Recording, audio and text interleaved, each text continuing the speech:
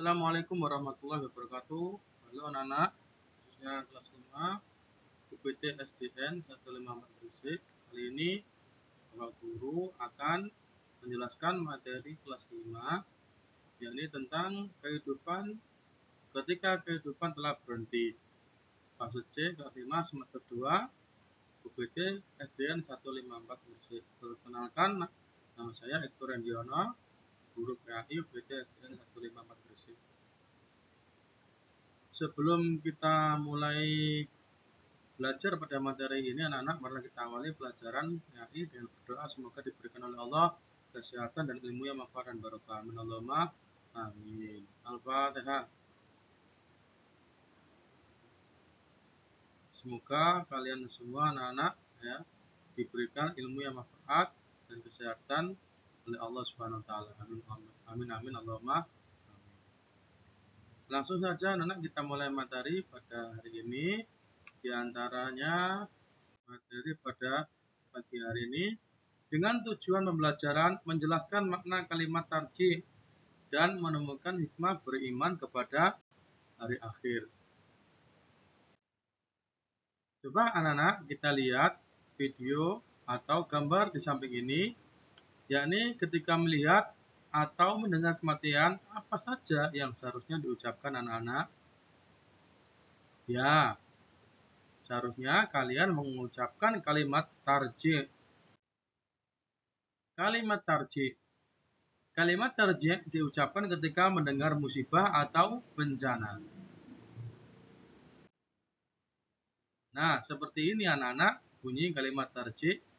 Inna lillahi wa inna ilaihi raji'un.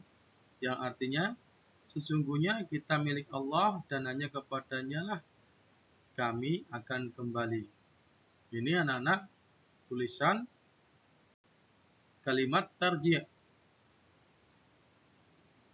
Saya berharap kalian bisa menirukan dan hafal kalimat tarjih berikut ini anak-anak ya. Nah, kalian anak-anak coba lihat gambar ini. Di sini merupakan musibah ya. Ketika musibah datang, maka sehendaknya kita mengucapkan kalimat tarjih. Inna lillahi wa inna ilaihi raji'un.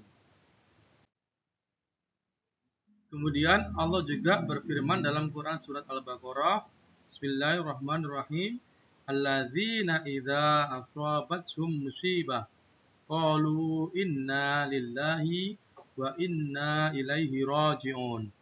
Yang artinya, orang-orang yang apabila ditimpa musibah, mereka mengucapkan inna lillahi wa inna ilaihi raji'un. Dalam Quran surat Al-Baqarah ayat 156 anak-anak. Allah sudah berfirman dalam Quran surat Al-Baqarah ayat 156. Nah, ini gambar orang yang lagi berdoa. Manusia ini merupakan makhluk yang tidak ada apa-apanya anak-anak dibandingkan Allah Subhanahu wa taala, dan Allah ini tempat meminta apapun, perlindungan apapun. Kita tidak boleh meminta perlindungan kepada siapapun, hanya kepada Allah Subhanahu wa taala.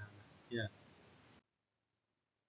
Sesuai dengan firman Allah Subhanahu wa taala, Innal ladzina amanu wal ladzina hadu wan nasara was-sabiina man amana billahi wal yaumil akhir wa amila shalihan falahum ajruhum 'inda rabbihim wala khaufun 'alaihim wala hum yahzanun. Yang artinya, sesungguhnya orang-orang yang beriman, orang-orang Yahudi, orang-orang Nasrani, dan orang-orang Sabi'in, siapa saja di antara mereka yang beriman kepada Allah dan hari akhir, serta melakukan kebajikan, mereka mendapatkan pahala dari Tuhannya. Tidak ada rasa takut pada mereka dan mereka tidak bersedih hati. Quran surat Al-Baqarah ayat 62. Sekarang kita membahas hikmah hari akhir anak-anak. Untuk memotivasi manusia, diantaranya hikmah hari akhir, diantaranya yakni memotivasi manusia untuk taat dan ikhlas dalam menjalankan perintah Allah Subhanahu wa Ta'ala. Kemudian, hikmah selanjutnya beriman kepada hari akhir, yakni berusahalah menjadi lebih baik dan tetap istiqomah dalam kebaikan. Fastabiqul khairat. Ya, kita harus menjadi orang yang bertakwa kepada Allah Subhanahu wa Ta'ala, menjalankan segala apa yang diperintahkan oleh Allah dan menjauhi apa yang dilarang oleh Allah Subhanahu wa Ta'ala. Kemudian hikmah yang ketiga, menunjukkan perilaku yang terpuji dalam kehidupan sehari-hari. Nah, ini tadi hikmah beriman kepada hari akhir ya. Kita lanjut. Masih dengan bab 7 ya anak-anak. Untuk yang kedua yakni meyakini adanya hari akhir dan juga menjelaskan makna iman kepada hari akhir dan menjelaskan macam-macam hari akhir. Coba kita lihat anak-anak gambar berikut ini. Ini merupakan gambar tsunami yang terjadi. Gelombang air melebihi dari gedung-gedung yang tinggi anak-anak. Ini merupakan salah satu tanda musibah atau biasa kita sebut dengan kiamat sugro. Ya, padahal ini tsunami yang merenggut banyak jiwa. Dan itu pun masih dikatakan kiamat sugro atau kiamat kecil. Bagaimana kiamat besar anak-anak? Entah, kita tidak bisa membayangkan betapa dahsyatnya hari kiamat, apalagi kiamat kubro yang akan datang, entah kita tidak tahu kapan datangnya, hanya Allah sajalah yang tahu. Allah berfirman dalam Quran surat Al-Qari'ah ayat 3 sampai 5. Bismillahirrahmanirrahim. Wa ma adraka mal qari'ah. Yauma yakunun nasu kal farashil mabsus wa takunul jibalu kal ihnil mawbus. Ya, artinya, tahukah kamu apa hari kiamat itu? Yauma yakunun nasu kal farashil mabsus. Pada hari itu manusia seperti laron yang berterbangan dan watakunul jibalu kal ihnil maufus. Gunung-gunung seperti bulu yang dihambur-hamburkan. Quran surat Al-Qari'ah ayat 3 sampai 5. Dalam hal ini Allah Subhanahu wa taala anak-anak menggambarkan kondisi hari kiamat seperti gunung-gunung berterbangan seperti kapuk ketika kita ditiup. Kita ada kapuk, kita tiup, seperti itulah gambaran gunung seperti itu. Saking dahsyatnya hari kiamat besok. Nah, ini contoh musibah kebakaran. Langsung kita masuk kepada makna dari iman. Iman artinya kepercayaan dan keyakinan. Sedangkan beriman kepada hari akhir anak-anak adalah mempercayai atau meyakini sepenuh hati akan datangnya hari kiamat atau hari akhir. Karena hari kiamat ini merupakan atau termasuk rukun iman yang kelima. Kita harus percaya anak-anak. Sebagai orang Islam atau orang Muslim, hari kiamat itu pasti akan terjadi.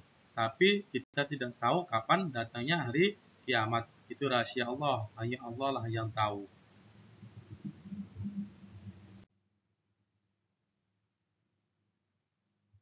Saya ulangi, hari kiamat yakni hancurnya seluruh alam semesta.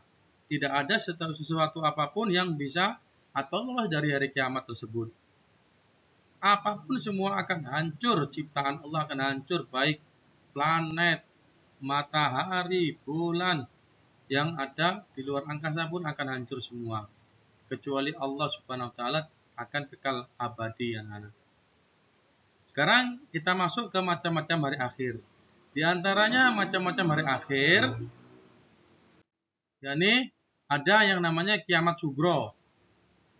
Kiamat sugro artinya kiamat kecil, yaitu berakhirnya kehidupan seorang atau sebagian makhluk hidup.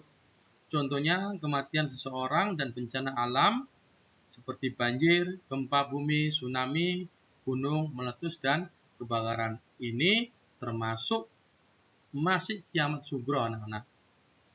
Masih kiamat sugro, seperti terjadinya bencana sangat dahsyat ya yang terjadi di Indonesia seperti tsunami Aceh, Palu dan lain sebagainya, saking dahsyatnya dan memakan berjuta-juta orang atau beribu-ribu orang di sana yang wafat pada musibah itu masih dikatakan kiamat sugro. Masih dikatakan kiamat sugro atau kiamat kecil.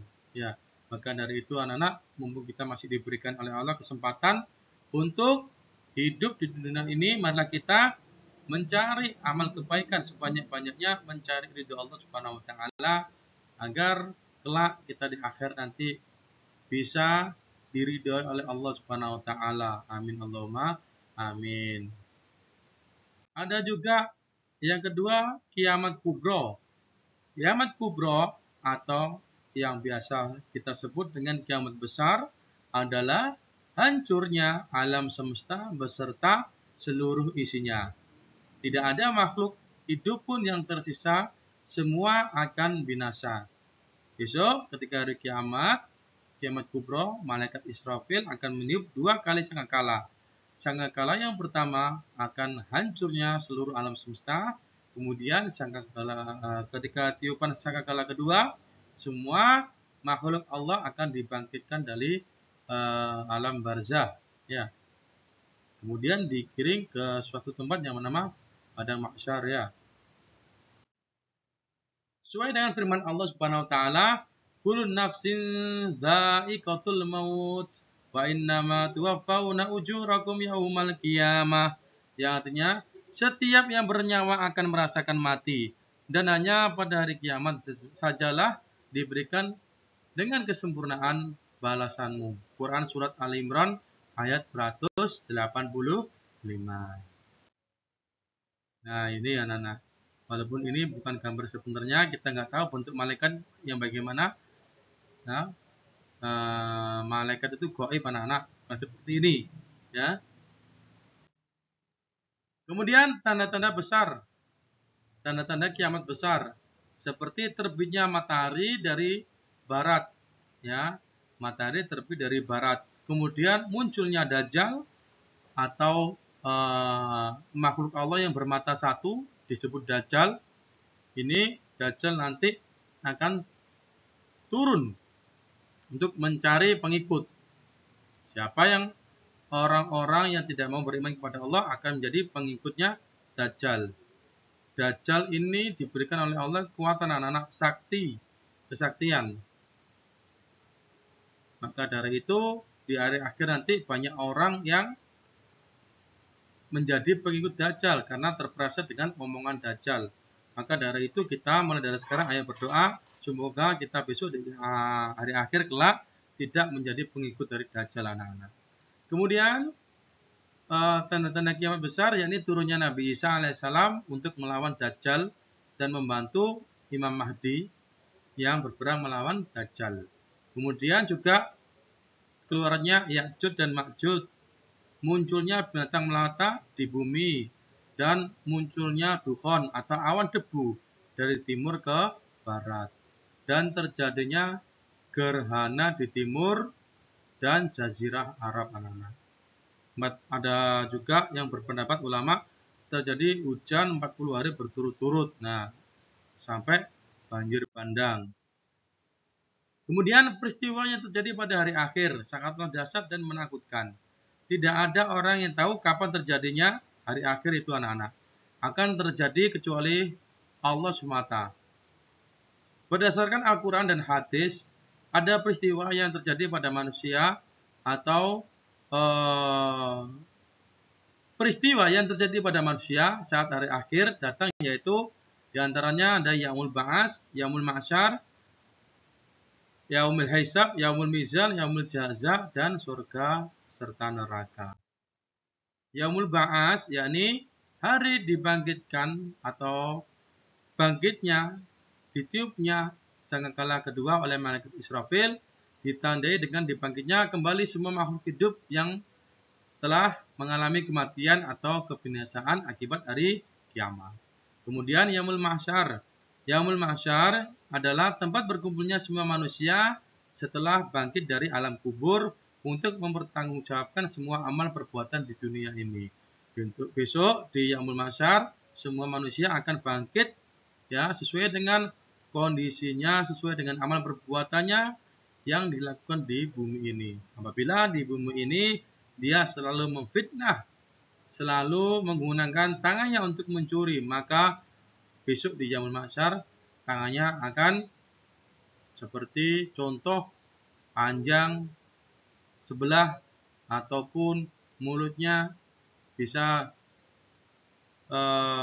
dihinakan oleh Allah Subhanahu wa taala dengan keadaan yang super jelek ya. Ini tergantung amal ibadah kita selama di dunia ini. Kemudian ada Yaumul Hisab. Yaumul Hisab yakni hari di mana dihitung amal perbuatan manusia ketika hidup di dunia, baik itu amal perbuatan baik maupun perbuatan buruk anak-anak. Kemudian ada Yaumul Mizan, yakni hari ditimbangnya amal, catatan amal baik dan catatan amal buruk selama hidup di dunia. Ada juga Yaumul Jaza, artinya hari di mana manusia mendapatkan balasan atas perbuatan selama hidup di dunia. Apabila di dunia selalu beriman dan bertakwa kepada Allah, maka insya Allah orang yang beramal soleh akan ditempatkan di surganya Allah Subhanahu wa taala. Dan sebaliknya, orang yang selalu ingkar kepada Allah dan tidak mau menjalankan perintah Allah, Allah akan masukkan ke nerakanya Allah yang sangat pedih. Subhanahu wa ta'ala. Ya, semoga kita selalu diridhoi oleh Allah Subhanahu wa taala ya. Balasan amal baik dan buruk. Satu, balasan amal baik, yakni berbagilah bagi manusia yang beriman kepada Allah Subhanahu wa taala serta banyak berbuat kebaikan atau beramal soleh. Karena mereka yang akan memperoleh kehidupan yang bahagia dan sejahtera dan penuh kenikmatan surga. Dan balasan bagi amal buruk, yakni bagi orang yang selama hidup di dunia banyak melakukan perbuatan buruk dan tercela, maka dia atau kafir kepada Allah, maka mereka akan memperoleh kerugian dan kesengsaraan berupa adab yang sangat pedih dan siksa neraka yang amat keras. Anak-anak, nah itulah sedikit penjelasan dari atau materi dari saya, Pak Randy. Semoga bisa bermanfaat untuk kalian semua ya. Itu saja yang bisa saya sampaikan. Kurang lebihnya mohon maaf. Wallahul muwaffiq wa ila aqwamit thoriq. Wassalamualaikum warahmatullahi wabarakatuh.